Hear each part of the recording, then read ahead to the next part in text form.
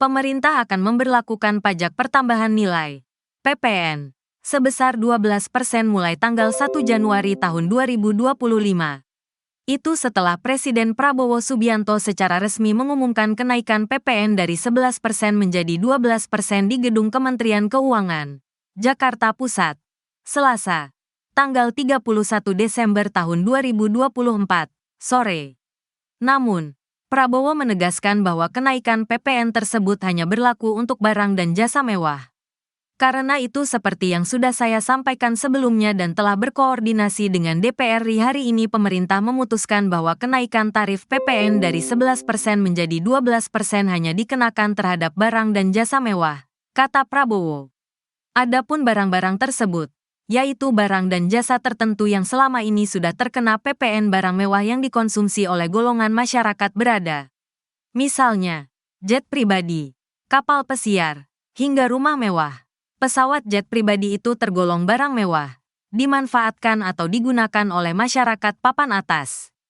Kemudian kapal pesiar yacht, kemudian rumah yang sangat mewah yang nilainya di atas golongan menengah, jelas Prabowo. Artinya untuk barang dan jasa selain yang tergolong barang-barang mewah tidak ada kenaikan PPN, jelasnya. Pemerintah menyebut, kenaikan PPN hanya berlaku untuk barang mewah. Namun, sejumlah barang dan jasa lain rupanya turut menjadi objek kenaikan PPN. Hingga kini, Peraturan Menteri Keuangan, PMK, yang mengatur pemberlakuan tarif pajak pertambahan nilai, PPN, sebesar 12% untuk barang dan jasa mewah mulai tanggal 1 Januari tahun 2025 belum juga terbit.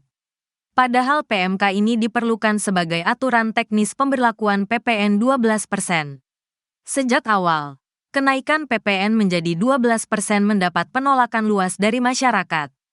Tak hanya lewat petisi di media sosial, sejumlah elemen masyarakat pun turun ke jalan menyuarakan penolakan terhadap rencana pemerintah menaikkan pungutan pajak ini.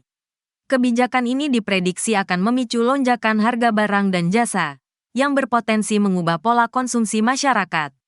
Banyak yang khawatir bahwa PPN yang lebih tinggi akan memberikan efek domino yang merugikan.